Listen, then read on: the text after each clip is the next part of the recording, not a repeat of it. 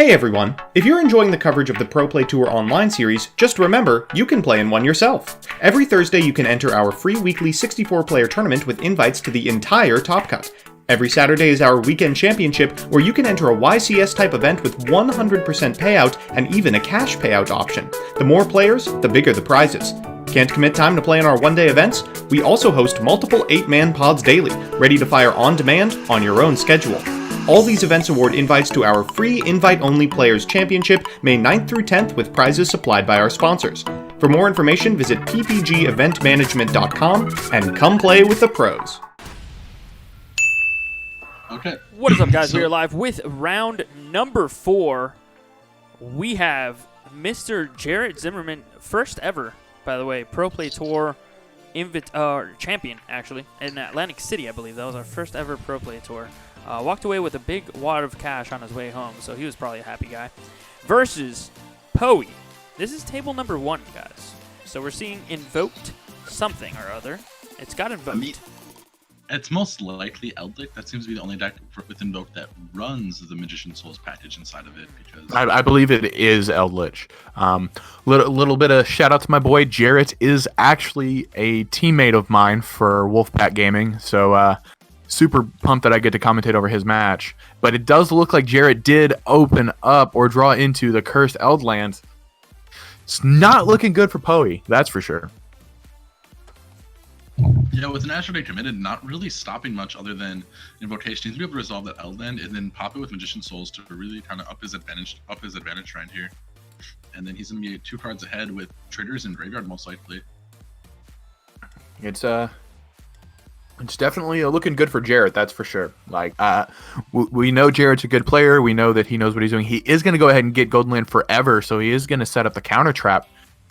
I wonder what his opponent is playing and whether or not that the board that Jarrett's going to end on here is going to be enough to really put it back in his favor, because it's not looking very favorable for him right now.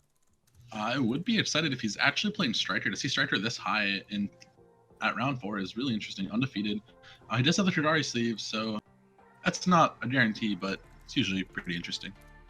What if it is Zodiac Sky Striker? That would be wild. I mean, if you look at it, the Sky Striker deck now runs the Golden Lord as a beater that helps clear and helps make the new Link monster, the new Ace. Oh, that's true. So, like, Eldritch Sky Striker actually may be a play. Yep, and then multi-rule can pop your traps, same with the Area 0 to net you advantage and also banish get your traps to graveyard to banish for the ones you want. So according to chat, Poey may actually be playing Salamangreat. Man after my own heart. Fascinating. See, now I want Salamangreat to win, but I can't root against my teammate, can I? Oh no. I don't think he liked that. Who wants Salad to win anything? Me? I'm a Salamangreat player.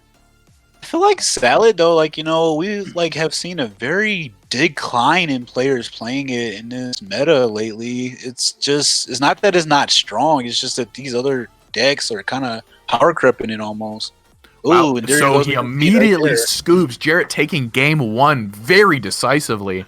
Still looking to earn your invite for the free Players Championship on May 9th and 10th? Visit ppgeventmanagement.com to learn about the different qualifiers available. From one-day events to play-on-your-own-schedule events, all events offer a buyback or cash option along with a 100% credit option redeemable towards any future pre-order at competitive prices.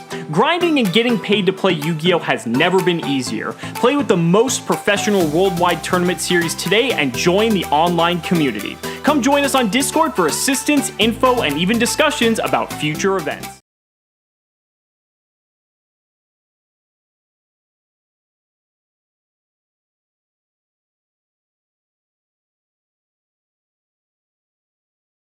Oh boy, here it comes the... Does he have the Gazelle? Does he have the easy button for this deck? Because anybody who's ever played Salamangreat knows. You do. Oh, he does have the Gazelle! Man, so we actually do have a good match here. It looks like Jared is asking for the Gazelle to be reeled in the Spell and Trap card zone. So verifying he does indeed have the Gazelle. So Oh no! It's met with a Oh camera. no! Oh boy. Yep. So, as any Salamangreat player would know, that having access to Gazelle is an easy button. It doesn't mean you can win without Gazelle. However, it does it does make it hard because now he doesn't have the secondary monster unless he has the spinny in hand. It does look like Jarrett did kind of pre-fire that Gamma, though. He didn't want to do it on the effect to send so that his opponent wouldn't be able to do it again later in the turn, assuming he did have a will. Yeah. So yeah, it does look like that was the case. We're really hoping he has some extender or something going on here, because otherwise he's in a really bad spot with just a Balance. Double Balance. If he's double balancing, I'm guessing there's a Roar. He's just trying to Here comes the reincarnation. Yeah. Unfortunately, it's not looking good for because Oh boy, yeah, not at all. Set 3. Yikes. oh no, I'm willing to bet one of those is a bluff. He probably. I'm making a read here. One of those is Rage. One of those is a bluff, and the other one is unknown. It could be a call bar and Imperm. It probably is Imperm great anymore, just because it doesn't do enough. It forces you to go -1 to be able to stay positive, so it's not really worth it. At least coming from a Salamangreat player. Yeah, I've seen a lot of people cut it just because it also stops your own hand trap. Oh! Imperial Iron Wall is a floodgate. This is really nice. I've actually been thinking about playing this card myself. That card's interesting. Yeah, it denies like the invocations in the recursion of the traps and grave. Oh, and then So, he meets no! Rage to Wow! stop Is the comeback coming? I mean, he is still in a. There's still 4 cards to deal with. If one of them is a setup for Golden Lord, he is in a really bad spot. Oh wow, And he still had the Is the Alistair Rage anyway. coming? Is the Rage or the Roar? Roar. I think so. Oh, Okay, yep, it is going to resolve. So his play there to try to fix his hand was to get the meltdown off and then hard activate the invocation from hand, which would have been a really strong play for him, but it was stopped, which is really good foresight, assuming that you look at your opponent, what their main out to what your board is currently, was going to always be that Alistair in hand. That was his main way to kind of establish a board again. oh. See, unfortunately, the Phalanx is going to go down here. He can't banish because of the Imperial Iron Wall. Oh, that's one thing. He did turn off his own Bail Links with that, but I mean, is it terrible? I don't know. Let's see. I mean, still got stuff in grave. He's got the Falco setup, meaning if he does pull any other Salamangreat, he is able to turn the Falco on, remake a Phalanx, and then with that remade Phalanx, he's actually able to reset the Rage. The main thing here is that Jarrett cannot activate Invocation here unless he has another Alistair in hand. Yeah, that's what I was saying with the Meltdown play. Like, the only way he was really making anything threatening to Jarrett to Poe was if he was able to activate that invocation. So stopping from getting Alistair hand was really big. For sure. So it looks like he just Gardner, Almirage passes, and he's top decking. Let's see what he gets. Any Salamangreat If this is a will, position. Oh, Will would be insane right now. No monster. oh no, doesn't look like it is. Okay, moving on. Yeah, unless he top decks an Alistair, he's still in a pretty good position. So even though this is one thing about Imperial Iron Wall, even though it's a powerful floodgate against his deck, if he does hard draw Go Boy, he can just send it to the graveyard. Yeah, absolutely.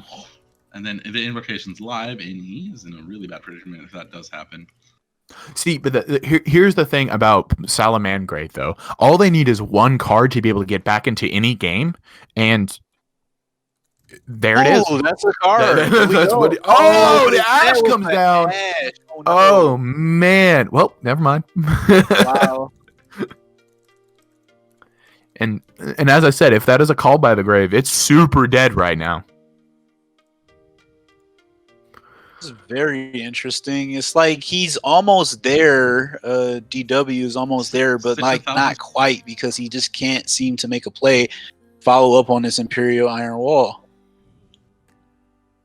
He's definitely not in a he's in an okay position because his opponent can't do anything. But as soon as one Golden Lord comes down, or he sees a Sand Dune or anything, he is really just in a terrible position if the opponent gets to any of that. Exactly. He really needs to draw some graveyard recovery to get to that Gazelle. That's really what he needs right here. Well, there we go, another top deck. Oh, nope. No, not there. Another whiff. See what we get next.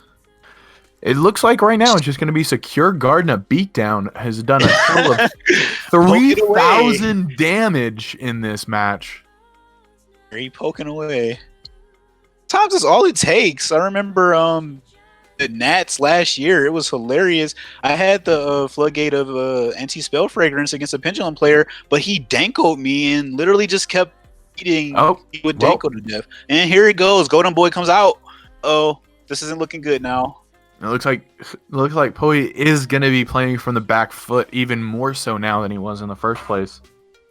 Yep, and if he's able to make a Phoenix, there's a Jaguar. Finally. But we are worried that since he can't banish for the balance, here comes the Conquistador. That's what I thought.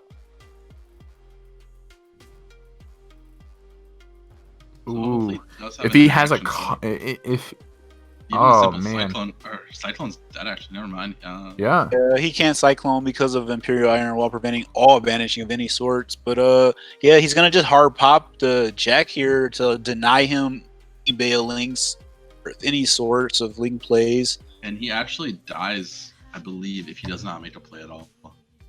Yeah, the Jaguar didn't do enough here, unless he was. Oh nope. Yeah, I think this is gonna be it. Sad though, if he could have seen it a couple turns before, he might have been okay. Yeah, I don't know. Let's see if Jarrett plays into something like a Mirror Force, maybe. It's a drowning. I always fear the drowning. He hard summons Nibiru for the clout. Jarrett Zimmerman looks like he. Something on attack. Oh, what could he have? Are we really Back going to see the front? Okay. Looks like he was just... Okay. Jarrett Zimmerman does indeed take that match as a quick 2-0. We will be back here shortly with another match for you guys to watch, as that was a 10-minute game one. Or a 10-minute match. For you guys, don't go anywhere after this short commercial. It looks like table.